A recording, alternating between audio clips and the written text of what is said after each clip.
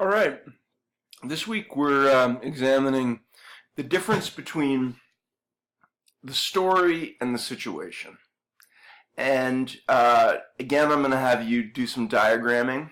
Get out your art supplies, and as you did for the plot diagramming. And I hope that I explained adequately in the assignment the difference between situation and story, but let me just go over it now. In any story, there's going to be the way in which we're presented the situation. That's the story. That's the story itself, what we see. But there's also the situation, what has happened.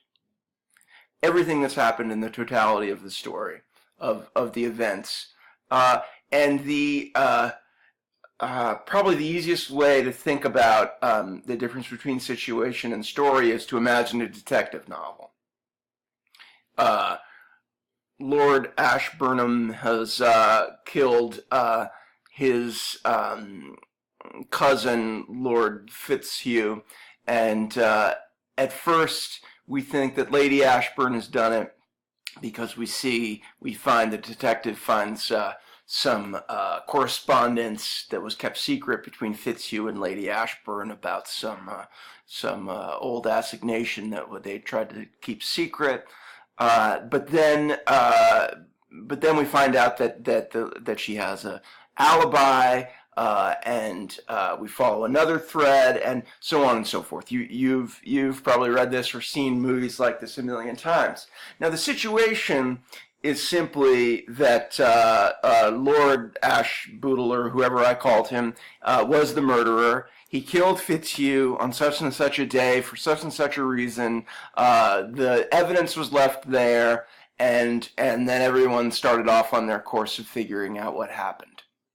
And that is different. That's just simply the pure chronology. The situation is the pure chronology and topography of everything that has happened. And the story is the way the writer has filtered it down to us and the way that we see it. So what I'm having you do is do these two diagrams. They're kind of like two overlapping graphs of the situation and the story for one of the stories that we've read, just as we did with the plot section, and for your own upcoming second story. And what I'm also having you do, and I'm sorry to add, well, I'm not that sorry, to add a little bit of work for you, but I think it's very valuable, is to consider how your story would be different if you changed around some of its aspects, if you put, that is, segments of the situation in different parts of the story. It could be that you can reveal something a little earlier. You know, you might have read a story in which the writer just seems to be keeping the same secret, when in fact they maybe could have tipped their cards a little bit more. On the other hand, of course, you want to keep suspense. You want to not have all your reveals, right on the first page.